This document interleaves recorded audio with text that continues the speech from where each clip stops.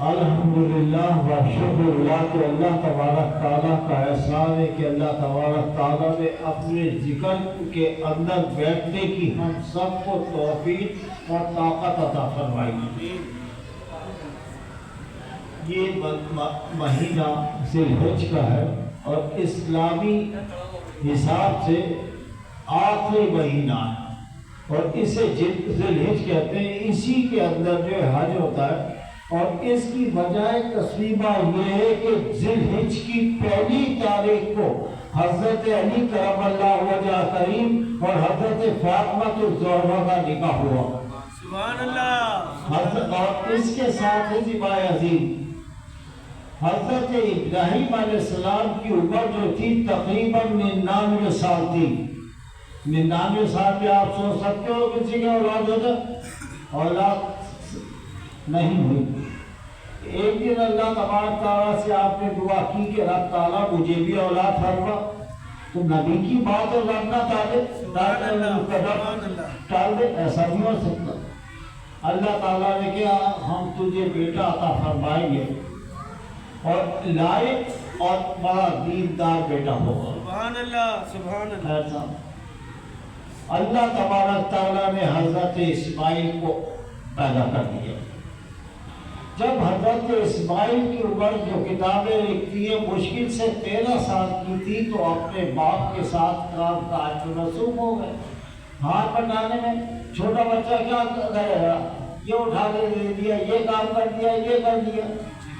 بقرعید کی پہلی رات کو حضرت ابراہیم علیہ السلام کو حکم ہوتا ہے کہ اپنے بیٹے کو اللہ کی بارگاہ میں قربان کر دیں۔ نبی کا خواب ہے، خدا خواب ہے۔ آپ نے صبح کے وقت حضرت حاجرہ کو کہا، حاجرہ بھی بڑھیا ہو چکی تھی، حضرت حاجرہ کو کہا کہ میرے بیٹے اسماعیل کو نہلاؤ دھلاؤ، میں اس کو لے کے جاؤں گا۔ بتایا جی؟ تو جب آپ نے انہیں نہلایا دھلایا، یقین بات ہے ماں کی مامتا بڑی ہوتی ہے، سر میں تیل لگایا، کنگھی کی تیار کیا، سرکہ لگایا، بالکل حضرت ابراہیم لے کے چلے۔ جب مینا کے پہاڑ پہ پہنچے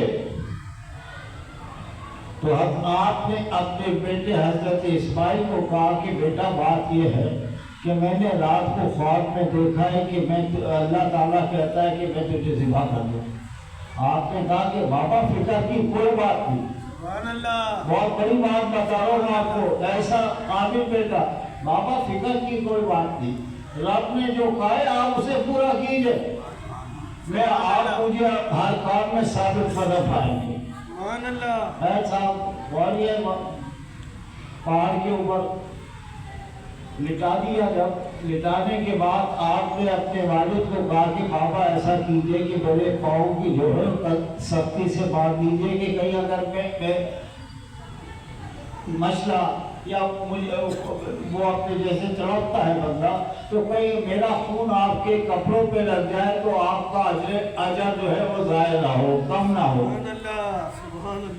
صاحب اس کے بعد کچھ دیر کے بعد آپ نے کہا کہ ایک وصیت کر رہا ہوں اور وہ یہ ہے کہ میرا کرتا لے جا کے میری ماں کو دے دیجیے گا، اور میری ماں پوچھے مجھ سے کہ یہ ابراہیم کہ بابا تیرا بیٹا کہاں گیا، تو کہنا کہ میں اس کے بعد چھوڑ آیا ہوں جس کے پاس اجر عظیم ہے، جس کے پاس اجر عظیم ہے اس کے بعد چھوڑ کے آ گیا۔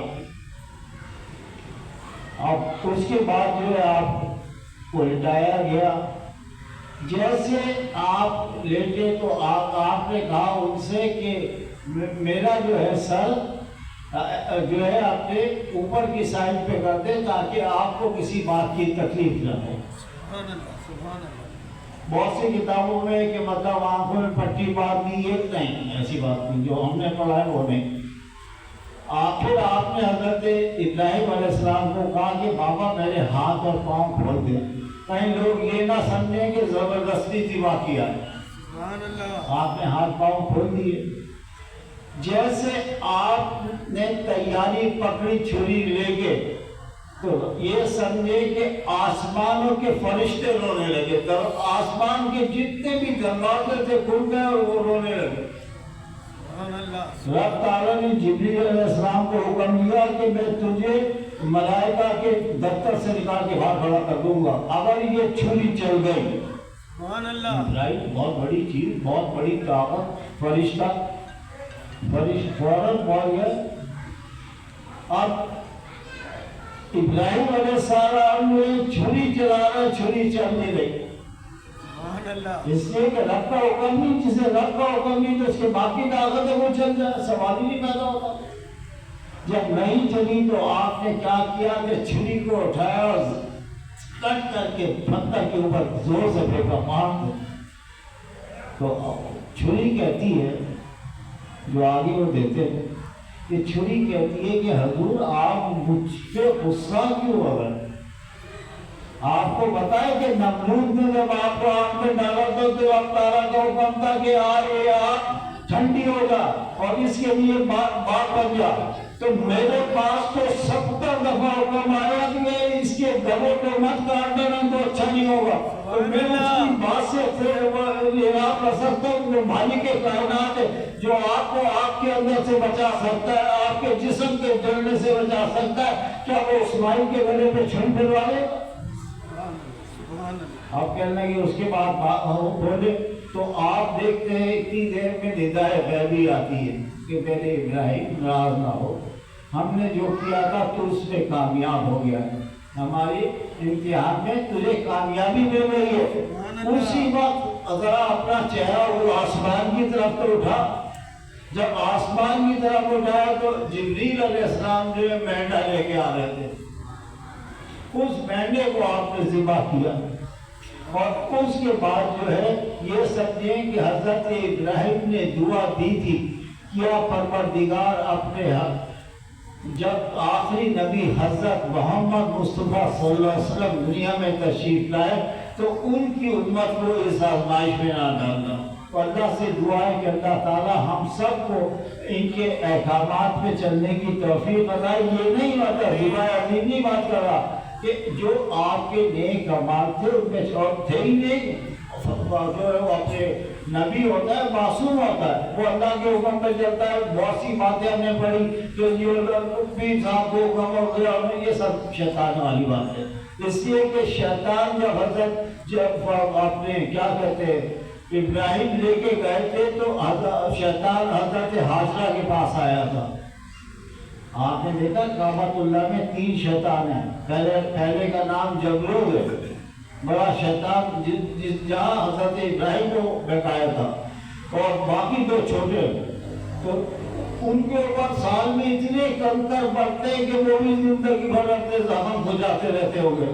تو یاد رکھیں کہ پہلے حضرت حاجرہ کے پاس آیا اور کہا کہ ابراہیم جو اس کو ذبح کرنے کے لیے تیار ہو گیا ہے، تو کہا کہ بھائی کس نے کہا، کیسے کہہ دیا؟ کہہ لے کہ وہ کہتا ہے کہ رب کا حکم ہے، کہا اگر رب کا حکم ہے تو پھر میں اپنے بچے کو اللہ کی راہ میں قربان کر دوں۔ سبحان اللہ۔ پھر یہ کیا حضرت اسماعیل کے پاس کہا کہ بھائی بات یہ ہے کہ تیرا باپ جو تجھے ذبح کرنا چاہتا ہے، اس نے کہا جو میرا باپ کہے گا میں تو تیار ہوں، بات یہ ختم ہو گئی، جو رب کا حکم ہے میں اس کے آگے کیا بولوں؟